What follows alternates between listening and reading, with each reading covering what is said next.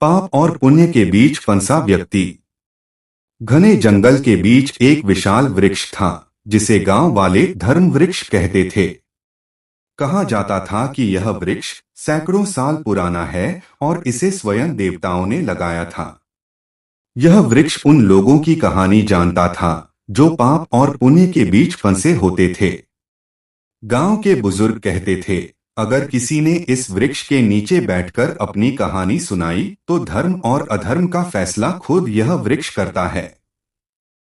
कहानी शुरू होती है अजय से, जो एक साधारण किसान था, लेकिन उसकी आंखों में एक ऐसा डर था जो किसी गहरे रहस्य को छिपा रहा था। वह हमेशा लोगों से दूर दूर रहता और गांव की चौपाल पर आते जाते सभी से बचता। एक दिन गांव में अचानक हड़कंप मच गया। मंदिर के पुजारी ने ऐलान किया कि किसी ने मंदिर के गर्भगृह से स्वर्ण मूर्ति चुरा ली है।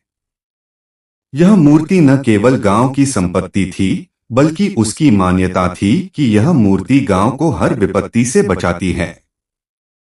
लोगों में अफवाह थी कि इस चोरी के पीछे अजय का हाथ है। अजय, क्या तुमने ऐसा किया है? गांव के मुखिया ने उसे बुलाकर पूछा। अजय ने न तो हां कहा और न ही ना। उसकी खामोशी ने लोगों के शक को और गहरा कर दिया। डर और शर्मिंदगी के मारे अजय ने गांव छोड़ने का फैसला किया। लेकिन जैसे ही वह जंगल के पास पहुंचा, अचानक उसके रास्ते में एक बूढ़ा साधु प्रकट हुआ। साधु ने कहा, अजय, भागने से तुम्हारे पाप धुल नहीं जाएंगे। अगर सचमुच निर्दोष हो तो धर्म वृक्ष के पास जाओ और अपनी कहानी सुनाओ। अगर तुम सच्चे हो तो वृक्ष तुम्हें मुक्त कर देगा। अजय को कुछ समझ नहीं आया, लेकिन साधु की बातों ने उसे जड़ से हिला दिया। वह धर्म वृक्ष के पास पहुंचा और वहां बैठकर उसने अपनी कहानी सुनानी शुरू की। मुझे नहीं पता कि मैं पापी हूं या पुण्यात्मा, अजय ने कहा। मैंने किसी का बुरा नहीं चाहा, लेकिन फिर भी मेरी जिंदगी में पाप का साया हमेशा रहा। वृक्ष से अचानक एक गहरी आवाज आई, सच बोलो अजय।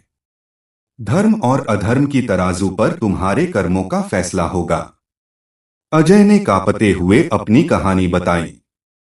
उसने बताया कि वह एक गरीब किसान था, लेकिन एक दिन उसे जंगल में एक थैली मिली।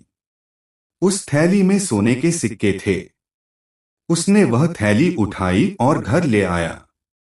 लेकिन उसे यह नहीं पता था कि वह थैली किसी व्यापारी की थी, जिसे डाकुओं ने लूटा था। मैंने सोचा कि यह भगवान का वरदान है, अजय ने कहा। मैंने उन सिक्कों से अपने खेत खरीदे और अपना जीवन सुधारा। लेकिन कुछ दिनों बाद मुझे पता चला कि उन सिक्कों के असली मालिक को डाकुओं ने मार दिया था। क्या यह पाप है कि मैंने वह सोना लिया? धर्म वृक्ष ने कोई जवाब नहीं दिया। अजय ने अपनी कहानी जारी रखी। एक दिन गांव के मंदिर में मुझे वह स्वर्ण मूर्ति मिली, अजय ने कहा। मैं उसे देखकर मोहित हो गया। मुझे लगा कि अगर वह मूर्ति मेरे घर में होगी तो मेरे सारे कष्ट दूर हो जाएंगे। मैंने उसे चुरा लिया। लेकिन अब मुझे ऐसा लग रहा है कि यह मूर्ति मेरे लिए अभिशाप बन गई है। मेरी रातों की नींद उड़ गई है। हर समय मुझे लगता है कि कोई मुझे देख रहा है। अचानक वृक्ष के नीचे से एक प्रकाश फूटा और एक दिव्य आकृति प्रकट हुई। वह धर्मराज थे। उन्होंने कहा, अजय, तुमने अपने जीवन में कई पुण्य किए, लेकिन तुम्हारे पाप भी कम नहीं हैं। तुम्हें अपने कर्मों का प्रायश्चित करना होगा। अजय ने रोते हुए कहा, मुझे माफ कर दो धर्मराज। मैं जानता हूं कि मैंने गलत किया है। धर्मराज ने कहा, तुम्हें अपने पापों का बोझ हल्का करना होगा।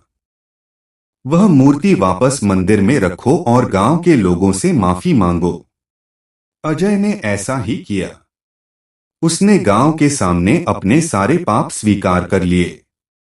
गांव वालों ने उसे माफ कर दिया, क्योंकि उन्होंने उसकी सच्चाई और पश्चाताप को देख लिया। अजय ने अपना बाकी जीवन धर्म और सत्य के रास्ते पर चलने का प्रण लिया।